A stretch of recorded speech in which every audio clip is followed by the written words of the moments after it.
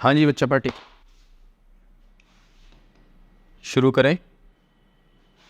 मैं विपिन एक बार फिर आपके सामने और आज मैं लेकर आया हूँ lecture number 72 on smart read vocab. As always आज के इस लेक्चर में मैं डिस्कस करने वाला हूँ स्मार्ट रीड ड्रिल नंबर 72 में जो पैसेज हमने आपके लिए पिक किया है इंग्लिश लैंग्वेज का, उसके difficult complex important words, phrases, idioms या फिर फ्रेजल वर्ब्स को। चलिए शुरू करते हैं आज के पहले वर्ड के साथ जो कि है सब्राइटी। सब्राइटी वर्ड जो आया है वो आया है सोबर से, SOBER। सोबर कौन होता है? जो जनरली ड्रंक नहीं होते हैं उन्हें हम सोबर बोलते हैं ड्रिंकिंग के कॉन्टेक्स्ट में। और सोबर जो डिग्निफाइड पर्सन लगे देखने में, क्लास लगे उसके अंदर और बातचीत में गंभीरता लगे, उसको भी हम सोबर बोलते हैं। यहाँ पे भी हम दोनों कॉन्टेक्स्ट डिस्कस करेंगे। और ये नाउन है। सोबर क्या हो गई? एडजेक्टिव। ये किसी की विशेषता बता रहा है वर्ड, और ये है नाउन। उससे जो गुण निकल के आया सब्राइटी, उसके लिए हम बोलेंगे कि वो नाउन है। रेफरेंस डिस्कस करते हैं पहले। These principles reflected sobriety and restraint and have since directed the structure of India's nuclear force and its posture. Principles, सिद्धांत, और sobriety and restraint. Restraint again आपको पता है कि कहाँ पर रुकना है। लगाम बोलते हैं ना, रेस्ट्रेंट। रेस्ट्रेन करना, रोकना, अपने आप को प्रिवेंट करना। रेस्ट्रेंट यहाँ पे उसका मीनिंग है। और मीनिंग डिस्कस करते हैं सब्राइटी का। It refers to a sense of seriousness and restraint. यानी कि सब्राइटी का मतलब क्या हुआ? अ सेंस ऑफ सीरियसनेस, यानी गंभीरता हो वहाँ पर जिसके अंदर सब्राइटी देखने को मिले। रेस्ट्रेंट हो यानी कि उनको पता हो कि कहाँ पे क्या बात करनी है, क्या बात नहीं करनी है। और इसको डिस्कस करते हैं फर्दर हम एग्जाम्पल्स के साथ। अब ये एक सोबर का भी एग्जाम्पल बोल सकते हैं, सब्राइटी का भी एग्जाम्पल बोल सकते हैं। कोई आपको ड्रिंक ऑफर कर रहा है और आप क्लियरली मना कर रहे हैं, no no no, I don't drink, मुझे नहीं पसंद है या मुझे नहीं लेना, आपने क्लियरली वहाँ पे मना कर दिया। इट मीन्स कि आप वहाँ पे क्या शो कर रहे हैं? Sobriety. No, I don't want to drink. Passage के कॉन्टेक्स्ट में जो सब्राइटी का मीनिंग है उसको डिस्कस करते हैं यहाँ पे। एग्जाम्पल्स हमारे सामने 4 और देखते हैं कौन सा सही है कौन सा गलत। The military leader demanded sobriety and discipline from his troops at all times. जो मिलिट्री लीडर हैं वो अपने ट्रूप्स से, अपनी टुकड़ी से, अपने सोल्जर से डिमांड करते हैं, मुझे हर समय सीरियसनेस चाहिए, मुझे हर समय गंभीरता चाहिए। हम जिस मिशन के लिए एक साथ एकजुट हुए हैं, और मुझे क्या चाहिए? डिसिप्लिन चाहिए आपसे, यानी सब अनुशासित रहें all the times, eight all times. कहीं पे भी हमें कोई गुंजाइश नहीं छोड़नी है कि कोई हम पर अटैक कर दे और हम रिटेलिएट ना कर पाएँ या हम हार जाएं। ठीक है, सेंटेंस बिल्कुल सही है। सब्राइटी का मीनिंग यहाँ पे सीरियसनेस, गंभीरता, और रेस्ट्रेंट भी है, यानी कि हमें बहना नहीं है भावनाओं में। 2-4 हमने मान लो स्टेप्स पे जीत हासिल भी कर ली तो हमें ये नहीं सोचना हमने पूरी तरीके से दुश्मन पे जीत हासिल कर ली। तो रेस्ट्रेंट यानी अपने आप को भावना के स्तर पे भी रोक के चलना है। ठीक है, जब तक अंत तक जीत ना हो तब तक रोक के चलना है, अपने आप को सीरियस रहना है। The comedian's routine was filled with sobriety leaving the audience in stitches. Comedian का जो रूटीन था वो फिल्ड सब्राइटी से फिल्ड था। ये थोड़ा सा ऑपोजिट है, कॉमेडियन से हम गंभीरता की उम्मीद नहीं करते हैं ना। ये यहाँ पे कॉन्टेक्चुअली इनकरेक्ट है। और एक हमें यहाँ पे ईडियम देखने को मिला, इन स्टिचेस। इन स्टिचेस का मतलब होता है लाफिंग अनकंट्रोलेबली, यानी कि आप पागलों की तरह हंस रहे हैं। उसके लिए हम बोलेंगे इन स्टिचेस। क्लियर है? उसको आप नोट कर सकते हैं, अच्छा ईडियम है। एक और सेंटेंस है हमारे सामने। The funeral was marked by a deep sense of sobriety as friends and family paid their respects. अब फ्यूनरल के कॉन्टेक्स्ट में सब्राइटी वर्ड बहुत यूज होता है। एक सलामनिटी और एक सब्राइटी दोनों बहुत यूज़ होते हैं। यहाँ पे हमें पता होता है, जब हम किसी की फ्यूनरल पर जाते हैं तो हमें वहाँ पे पता होता है हमें किस हिसाब से बिहेव करना है। ठीक है, आपको पता होता है कि वहाँ पे किस हिसाब से बिहेव करना है, आपको किस हिसाब से कपड़े पहनने, चटक मटक कपड़े नहीं पहनने होते हैं। वहाँ पे एक डिसेंट कंपोजर बना के रखना होता है, शांत बन के रहना होता है वहाँ पे।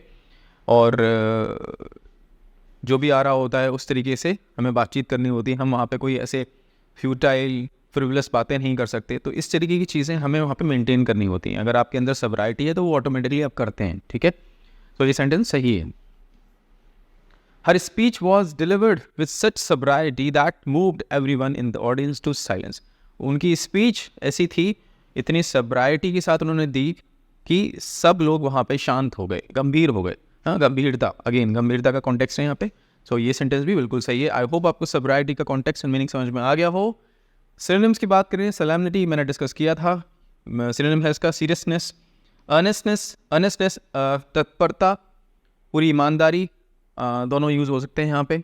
थॉटफुलनेस, अगेन विचारों की गंभीरता की बात हो रही है यहाँ पे। थॉटफुलनेस यानी आपको पता है कहाँ पे क्या बात करनी है। घर में कोई झगड़ा हो रहा हो तो आपको भी उसमें झगड़े में शामिल नहीं होना होता, आपको वहाँ पर थॉटफुलनेस होना होता है। थॉटफुलनेस आपके अंदर होनी चाहिए। थॉटफुल होना होता है आपको कि यार मैं अगर बोलना शुरू कर दूंगा तो ये झगड़ा और बढ़ जाएगा। So you have to be thoughtful ऐसे मोमेंट्स में। सो ये यहाँ पे सिनोनिम के तौर पे आएगा। एंटोनिम्स की बात करें तो लैविटी, छिछोरापन, फ्रिवॉलिटी, अभी डिस्कस किया था, फ्रिवलस और फ्यूटाइल बातें नहीं करते हैं हम वहाँ पे जब हम फ्यूनरल में जाते हैं। सो एक और एग्जांपल है एक्सिबरेंस, जोश। कैसा जोश? एक तरीके से बच्चों वाला जोश है ना, आपको सिचुएशन की गंभीरता नहीं पता और आप बस उछल रहे हैं, शोर मचा रहे हैं, हल्ला कर रहे हैं, उत्साह दिखा रहे हैं। सो वो एक्सिबरेंस। यहाँ पूरी तरीके से गंभीर है कोई, वहाँ पे एक्सिबरेंट है। ये वर्ड हम डिस्कस कर चुके हैं प्रीवियस किसी लेक्चर में। सो आई होप आपको सेवेरिटी का कॉन्टेक्स्ट और मीनिंग समझ में आ गया हो। नेक्स्ट वर्ड है आपके सामने एब्ज्योर। रेफरेंस क्या है? While India has abjured large scale accumulation of nuclear warheads or the need to match those of the adversary. Okay, यहाँ पे भी दो वर्ड्स हमें देखने को मिल रहे हैं। accumulation जमा बड़ा, इकट्ठा करना कुछ, accumulate करना। warheads क्या होते हैं? हथियार होते हैं। और adversary बेसिकली enemy के लिए यूज़ करते हैं हम, दुश्मन, opponent, सामने वाला, adversary। ठीक है। सो हम बात कर रहे थे एब्ज्योर की। मीनिंग क्या है एब्ज्योर का? solemnly renounce something, अगेन गंभीरता पूर्वक, फॉर्मली किसी चीज़ को आप रिनाउंस करें, त्यागें, तो उसको बोलते हैं हम क्या किया आपने? एब्ज्योर किया। फॉर्मली आपने रिनाउंस कर दिया, त्याग दिया किसी चीज़ को, किसी बिलीफ को, और अपने पुराने किसी बिलीफ को, वो हो सकता है किसी रिलीजन में हो सकता है आप किसी व्यक्ति को लेकर कोई बिलीफ रखते हो, या आपने कोई स्ट्रेटजी अपने दिमाग में बना रखी थी अपने किसी काम को लेके, आपने उसको त्याग दिया, यानी अब मैं ये स्ट्रेटजी फॉलो नहीं करूँगा, मैं दूसरी स्ट्रेटजी फॉलो करूँगा। सो उसको भी हम वहाँ पे भी हम एब्ज्योर यूज़ कर सकते हैं। एग्जाम्पल्स हमारे सामने, महात्मा गांधीज रिनाउंसिएशन। अब ये वर्ड देखिए, रिनाउंस अभी हमारे सामने आया, रिनाउंस कहाँ था? ये रहा। रिनाउंस वर्ब है, इससे हमें नाउन बनानी है तो क्या बना? रिनाउंसिएशन। फॉर्मली रिनाउंस करने को हम बोलते हैं नाउन के कॉन्टेक्स्ट में renunciation. So Mahatma Gandhi is renunciation of titles. Mahatma Gandhi abjured the title of Kaiser Hind that he had received from the British government as a protest against their oppressive rule. Mahatma Gandhi ji को केसर हिंद का टाइटल मिला था जो उन्होंने रिनाउंस कर दिया, त्याग दिया, मुझे नहीं चाहिए आपका अवार्ड या फिर टाइटल। और वो क्यों किया था उन्होंने? प्रोटेस्ट, एज ए प्रोटेस्ट की जो रूल, ऑप्रेसिव रूल ब्रिटिश चला रहे थे हमारे देश में, उसके खिलाफ। ठीक है। दूसरा एक और एग्जांपल है Quit India Movement 1942। During the Quit India Movement Indians were urged to abjure cooperation with the British authorities including resigning from administrative positions and boycotting British goods. Quit India Movement के तहत भारतवासियों से एक request की गई बहुत ज़ोरदार तरीके से कि आप अंग्रेज़ों को साथ मत दीजिए, उनका साथ मत दीजिए, कोऑपरेट मत करिए किसी भी तरीके से। अगर आप जॉब कर रहे हैं उनके राज्य में तो उसको रिज़ाइन कर दीजिए जॉब से, और अगर आप सामान ले रहे हैं उनका तो वो भी आप मना कर दीजिए और उसका त्याग कर दें। सो ये भी एक तरीके से रिनाउंस करना हो गया, एब्ज्योर करना हो गया। Renunciation of caste based privileges. Social reformers like B.R. Ambedkar urge individuals to abjure caste-based discrimination and practices advocating for a more egalitarian society. B.R. Ambedkar जी अपने जो भी जीवन उन्होंने जिया उसमें हमेशा डिस्क्रिमिनेशन, कास्ट बेस्ड डिस्क्रिमिनेशन के खिलाफ उन्होंने काम किया, कॉन्स्टिट्यूशन भी उन्होंने लिखा। सो वो हमेशा एक इगैलिटेरियन सोसाइटी की तरफ एडवोकेट करते थे, सबको बोलते थे कि हमारा समाज कैसा होना चाहिए? इगैलिटेरियन, यानी सबके लिए बराबर राइट, सबको बराबर फ्रीडम। इगैलिटेरियन हम प्रीवियस किसी लेक्चर में डिस्कस कर चुके हैं बच्चों, वर्ड्स अब रिपीट होने लग गए हैं, समझ में आ रहा होगा आपको। हाँ जी, और 4 एग्जाम्पल्स हैं, देखते हैं कौन सा सही है कौन सा गलत। He decided to abjure his former beliefs and embraced new way of thinking. देखिए मैंने डिस्कस किया था अभी, एब्ज्योर अपने पुराने किसी बिलीफ के लिए भी आ सकता है, बिलीफ सिस्टम के लिए भी आ सकता है। तो उन्होंने, किसी व्यक्ति ने डिसाइड किया कि अब वो पुरानी मान्यताओं को त्याग देंगे और नए तरीके की थिंकिंग को गले लगाएंगे। इम्प्रेस करना, गले लगाना, एक्सेप्ट करना। After the scandal the politician abjured all connections to his former allies. Scandal हुआ तो पॉलिटिशियन ने डिसाइड किया कि भाई अपने पुराने जितने भी संबंधी थे उनसे आप अलग हो लो, नहीं तो पुलिस केस हो सकता है या जेल हो सकती है, जो भी है। सो ये सेंटेंस में बिल्कुल सही है, ये भी सही था. She abjured her rights to the inheritance, preferring to live modestly. कोई लेडी है यहाँ पे, उन्होंने अपने जो पैतृक राइट्स थे इनहेरिटेंस के, वो रिनाउंस कर दी, एब्ज्योर कर दी कि मुझे कुछ नहीं चाहिए और मैं मॉडेस्टली अकेले जीवन बिताना चाहती हूँ, सम्मानपूर्वक ही, कोई मुझे गाली ना दे, कोई मुझे कुछ बुरा भला ना बोले, और मुझे परवाह नहीं कि मुझे क्या मिल रहा है, मैं जैसी हूँ वैसे खुश हूँ, जहाँ पे भी रह रही हूँ वैसे खुश हूँ. सेंटेंस बिल्कुल सही है. The team decided to abjure all communication with the media to avoid controversy. Team ने डिसाइड किया सारा जो कम्युनिकेशन है मीडिया से उसको त्यागने का, ताकि कोई कंट्रोवर्सी खड़ी ना हो जाए. बिल्कुल सही, ये भी सही है. So all are correct, all sentences are correct here. I hope आपको समझ में आ गया एब्ज्योर का मीनिंग. रिनाउंस, रेलिंक्विश, ये डिस्कस कर चुके हैं, श्री राम जी के कॉन्टेक्स्ट में आ चुका है. फॉरसेक डिस्कस कर चुके हैं. डिसअवाउ नकारना, अगेन नकारना, त्यागना, ये दोनों कॉन्टेक्स्ट में आ सकता है सिनोनिम के तौर पे. एंटोनिम, एम्ब्रेस, एक्सेप्ट करना, इंडोर्स, समर्थन करना. एक्सेप्ट अगेन इंडोर्स का सिनोनिम, और सॉरी एम्ब्रेस का सिनोनिम. ठीक है, सो ये सारे एंटोनिम्स के तौर पे कंसिडर किए जाएंगे एब्ज्योर के. Now the next word is reconnaissance. Reconnaissance reference क्या है? The use of AI to neutralize retaliatory capability and improve intelligence, surveillance and reconnaissance capability that could make India's nuclear forces more vulnerable to first strike. Okay. Reconnaissance का क्या meaning है? Preliminary surveying और research. कोई काम करने से पहले आप जो एक तरीके से देखते हैं, ऑब्जर्व करते हैं कि जो काम वो करने जा रहे हैं आप, उसमें क्या प्रॉज हैं, क्या कॉन्स हैं. यानी एक तरीके से आप पहली नज़र में सब चेक करते हैं कि जो चीज़ें आप, जो स्टेप आप लेने जा रहे हैं उसमें कुछ गलत तो नहीं हो जाएगा. सो इस तरीके से रिकॉनेसेंस. और आर्मी के कॉन्टेक्स्ट में ये वर्ड यूज़ होता है. आर्मी आगे बढ़ने से पहले चेक करती है कि आगे माइंस तो बिछी हुई नहीं है, कहीं हमारा दुश्मन तो नहीं बैठा हुआ है हाथ लगा के.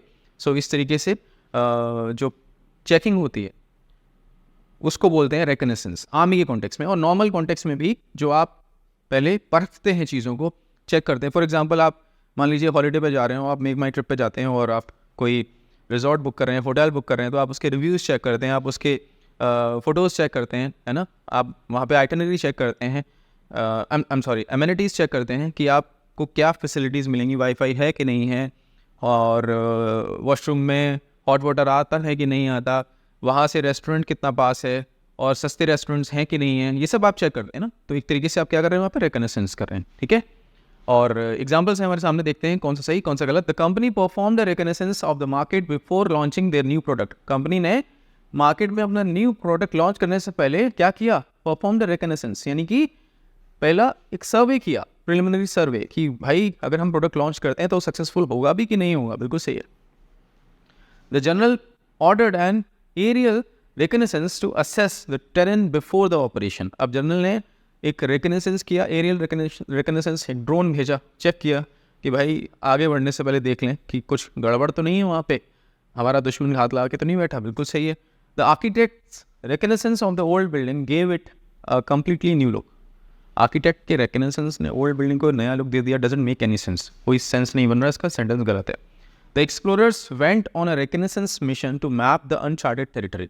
ये बिल्कुल सही है. एक्सप्लोरर्स बढ़े आगे रिकॉनेसेंस मिशन पे, और एक अनचार्टेड टेरिटरी जहाँ पहले कोई नहीं गया उसको मैप करने के लिए, यानी वहाँ तक पहुँचने के लिए. और ये बिल्कुल सही है.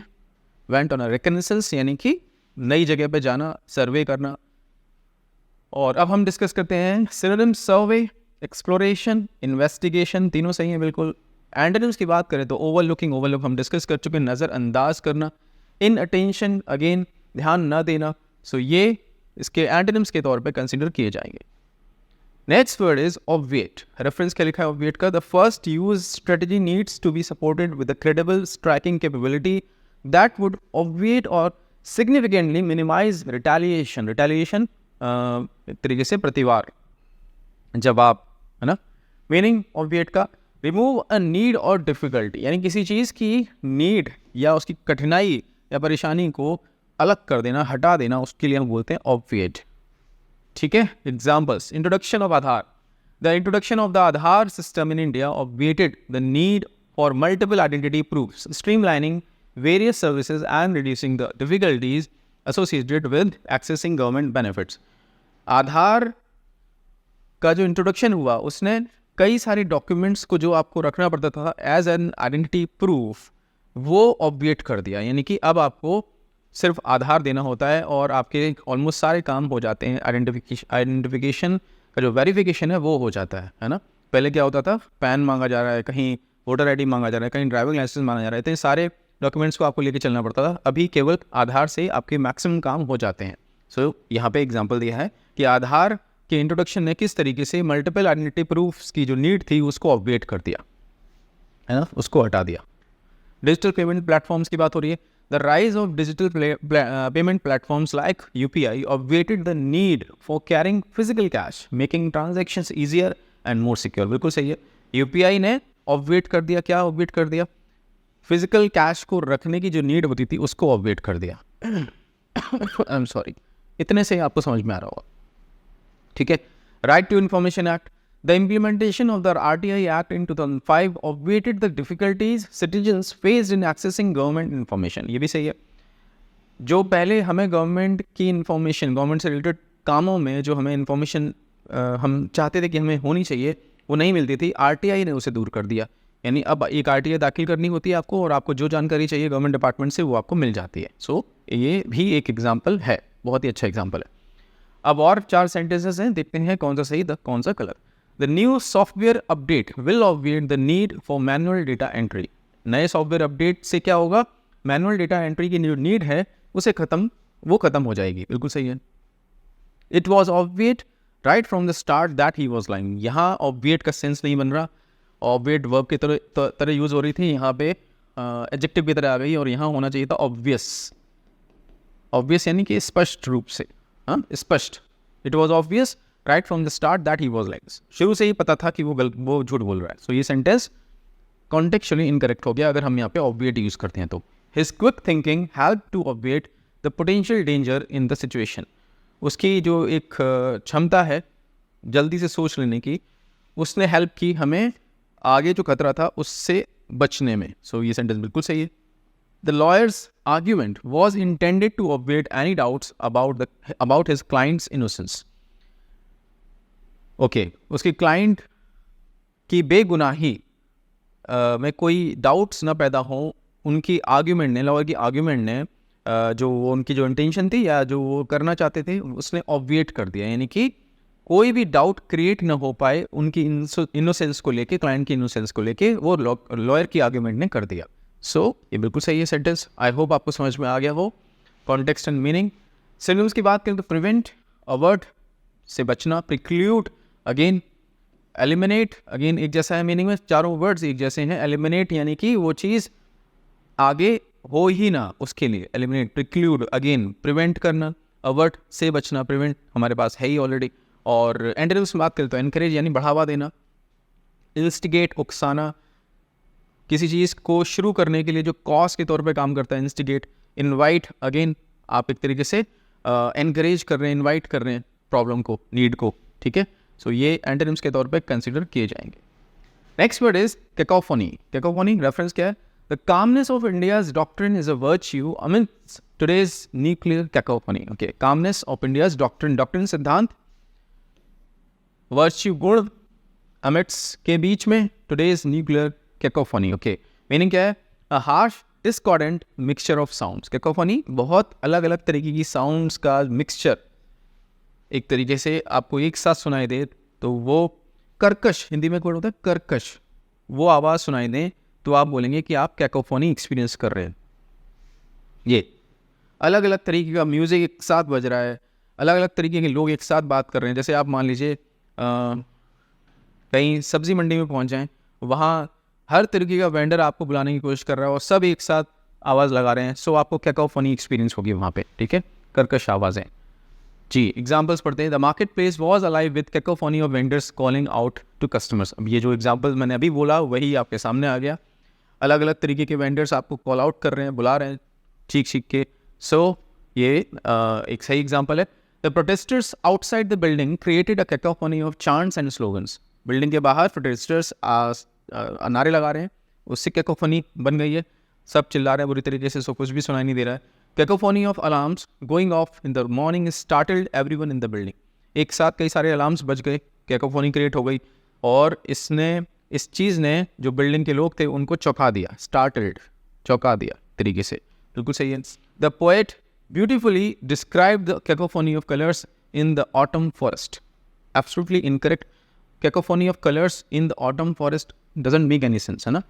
ऑटम पतझड़ और पोएट की बात हो रही है, सो कैकोफोनी ऑफ कलर्स कुछ समझ में नहीं आ रहा क्या कॉन्टेक्स्ट है, सेंटेंस गलत है. हाँ जी. सिनोनिम्स की बात करें तो डिसोनेंस, अलग अलग तरीके की आवाज़ें, उनका कॉम्बिनेशन. नॉइज़, क्लैमर होता है जब आप अपनी मांग मनवाने के लिए बहुत तेज चिल्ला के बोलते हैं, उसको हम क्लैमर बोलते हैं एज ए वर्ब और नाउन के तौर पे भी. और दिन again mix of sounds, different sounds का जो एक मिक्सचर होता है और जहाँ पे कोई हार्मनी ना हो उसको हम दिन बोलते हैं. एंटोनिम्स की बात करें तो मेलोडी एक संगीत की एक धुन, एक ट्यून होती है और ख़ास करके मधुर धुन होती है, उसके लिए मेलोडी यूज़ करते हैं. हार्मनी एकता, एक रास्ता, और हार्मनी म्यूज़िक में भी होती है जहाँ पे आपको मधुर संगीत सुनने को मिलता है. साइलेंस यानी कि शांति. सो ये एंटोनिम्स के तौर पे कंसिडर किए जा सकते हैं. दैट्स इट बच्चा पार्टी. अब आपको क्या करना है आपको पता है. होमवर्क के तौर पे हर एक वर्ड पे आपको बनाना है आपका खुद का एक सेंटेंस और सेंटेंसेस के कॉम्बिनेशन को ड्रॉप कर देना है इस वीडियो लेक्चर के कमेंट्स सेक्शन में. अगर आप ऐसा करते हैं तो सबसे ज़्यादा आप लर्न करते हैं. दूसरा, मैं अवेलेबल हूँ टेलीग्राम पे. This is my user name. जिन भी बच्चों ने स्मार्ट रीड कोर्स परचेज कर लिया है पर अभी तक टेलीग्राम ग्रुप में, हमारे प्राइवेट टेलीग्राम ग्रुप से नहीं जुड़े हैं, प्लीज़ मेक श्योर आप जुड़ें, because actual mentorship, actual discussion वहीं पर हो रहा है. और स्मार्ट रीड कोर्स को लेके जितने भी डाउट्स होते हैं आपके, जो भी आपको कुछ पूछना होता है, वहीं पे हम डिस्कशन करते हैं आप बच्चों के साथ. ठीक है. तीसरा काम, पूरा लेक्चर आपने देखा, लेक्चर नंबर 72. अब आपको जाना है स्मार्ट रीड कोर्स के डैशबोर्ड पे और अटेम्प्ट करनी है स्मार्ट रीड ड्रिल नंबर 72.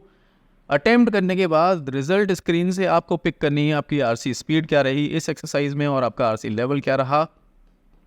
दोनों के स्क्रीनशॉट्स लेके ड्रॉप कर देने हैं हमारे प्राइवेट टेलीग्राम ग्रुप में, so that I can check, I can assess, I can gauge your performance and then I will be able to help you accordingly. मैं विपिन आपसे मिलता हूँ एक नए लेक्चर में कुछ नए वर्ड्स के साथ. Take care.